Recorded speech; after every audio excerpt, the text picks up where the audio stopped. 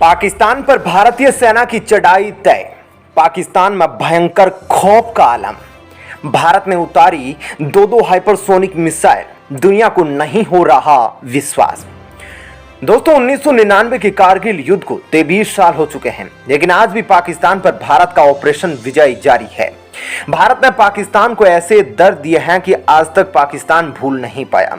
कारगिल से लेकर बालाकोट की सर्जिकल स्ट्राइक वह सबूत है जिसकी जब भी बात होती है तो पाकिस्तान के जख्मों में जलन होने लगती है। पाकिस्तान को भी यह बात समझ आ चुकी है कि नया हिंदुस्तान जो हमेशा अग्रेसिव रहता है, घर में घुसकर मारता है, और जब पाकिस्तान भारत की इस मार को दुनिया के सामने बताता है तो दुनिया विश्वास भी नहीं करती। तो अब ऐसे में पाकिस्तान करे तो क्या करे। वहीं एक बार फिर से पाकिस्तानी मीडिया में बैठे एंकर पाकिस्तान की विपक्षी पार्टियां चिल्ला चिल्ला कर अपनी छाती पीट रहे हैं कि भारत एक बार फिर से पाकिस्तान पर चढ़ाई करने की तैयारी कर रहा है। लेकिन शहबाज शरीफ की सरकार कानों में रुई और आंखों में पट्टी बांधकर बैठी है। दरअसल कारगिल युद्ध दिवस पर भारत के प्रधानमंत्री ने भारतीय सेना को कई नए तरह के खतरनाक हथियारों की डिलीवरी करने की बात कही, और इन हथियारों में बहुत से ऐसे हथियार शामिल हैं जिनका उपयोग सर्जिकल स्ट्राइक में किया जाता है।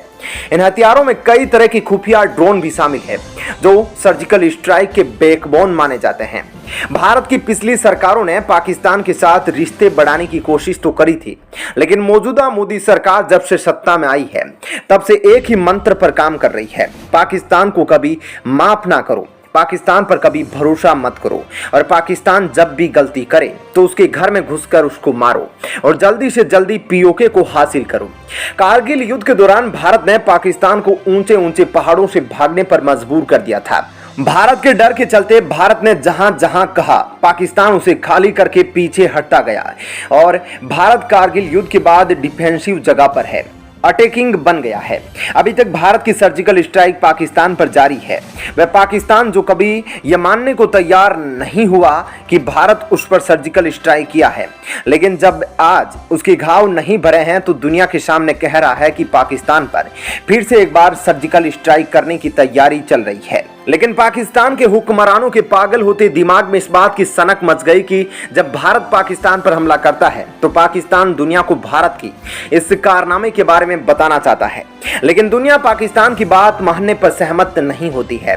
दरअसल बीते दिन भारत में कारगिल दिवस मनाया गया। भारत के जिन जवानों ने पाकिस्तान को नाको चने चबवाए थे उनको याद किया गया, और इसी अवसर पर भारतीय सेना को नए और खतरनाक हथियारों की पहुंचाने की बात कही गई। उधर इसी बात को लेकर पाकिस्तानी सेना और पाकिस्तानी सरकार में भारतीय सर्जिकल स्ट्राइक पर डर एक बार फिर से सताने लगा है। पाकिस्तान के लोग कह रहे हैं कि 1999 में जिस जगह पाकिस्तान खड़ा था उसी जगह पर आज भी खड़ा हुआ है। अगर आज भी युद्ध हुआ तो पाकिस्तान के लाखों सैनिक भारत के कब्जे में होंगे। दरअसल भारत ने रातों रात पाकिस्तान में 93,000 सैनिकों को जिस तरीके से अपने कब्जे में लिया था उसे पाकिस्तान कभी भूल नहीं सकता। जब भी भारत पीओके पर अटैक करने की बात करता है तो पाकिस्तान सेना के जख्म ताजा हो जाते हैं।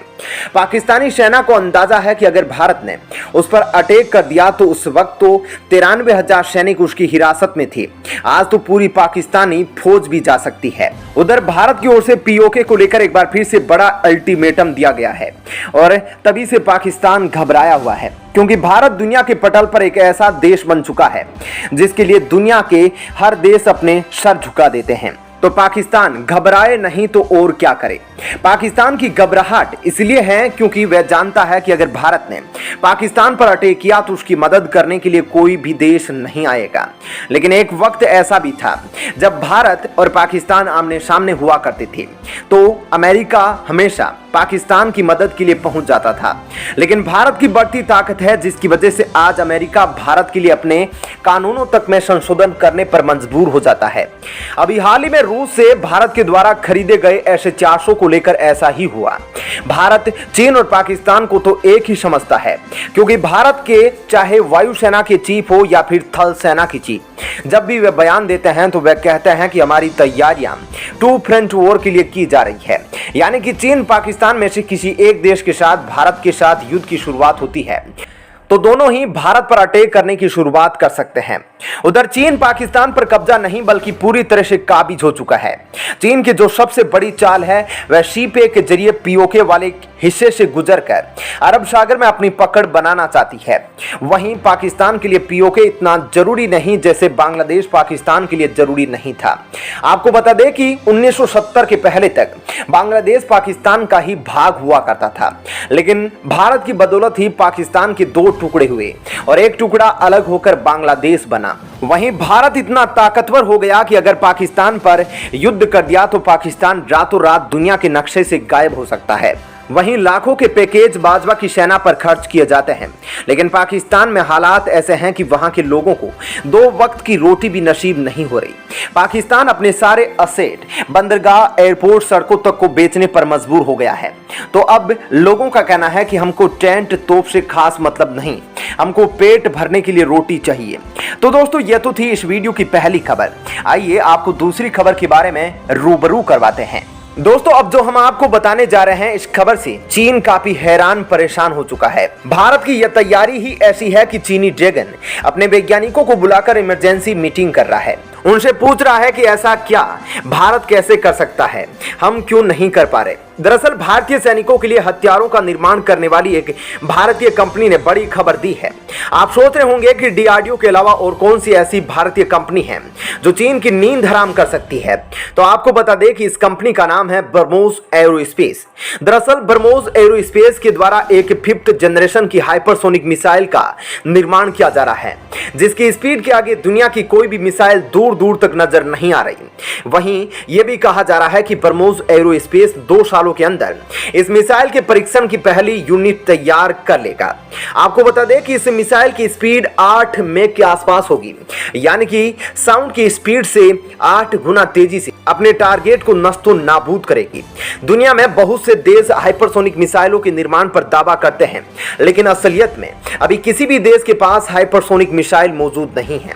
अब आप अंदाजा लगा चुके होंगे कि ब्रह्मोस एरोस्पेस किस मिसाइल का निर्माण कर रहा है।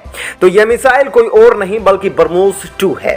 वहीं आपको बता दें कि डीआरडीओ के द्वारा भी हाइपरसोनिक मिसाइलों के निर्माण को किया जा रहा है और इसकी कुछ टेस्टिंग भी करी जा चुकी है। डीआरडीओ के द्वारा जिसका निर्माण किया जा रहा है उसमें मिसाइल का नाम है HSTDV। इस मिसाइल के जो परीक्षण हुए हैं उसने 6 मैक की स्पीड को प्राप्त किया है। डीआरडीओ के द्वारा जो HSTDV मिसाइल का निर्माण किया जा रहा है इसकी रेंज 700 किलोमीटर के बीच होगी। वहीं ब्रह्मोस एरोस्पेस जिस मिसाइल को बना रही है उसकी रेंज 1000 किलोमीटर के आसपास होने वाली है। एक तरफ चीन जो अपनी हाइपरसोनिक मिसाइलों का टेस्ट करता है, लेकिन वह मिसाइल अपने टारगेट पर निशाना लगाने से चूक जाती है और उसका परीक्षण असफल हो जाता है। तो अब भारत एक नहीं बल्कि हाइपरसोनिक मिसाइलों के निर्माण के बिल्कुल नजदीक पहुंच गया है। यह भारत के लिए तो बहुत बड़ी खबर है, क्योंकि एक तरफ जहां भारत के पास आने वाले समय में 2 हाइपरसोनिक मिसाइलें होंगी जिनकी स्पीड, जिनकी रेंज अलग अलग होगी, वहीं अब डीआरडीओ को ब्रह्मोस एरोस्पेस की तरफ से कंपटीशन भी मिलने वाला है। दोस्तों, आपका इस खबर पर क्या कहना है कमेंट सेक्शन में जरूर बताएं। धन्यवाद। जय हिंद।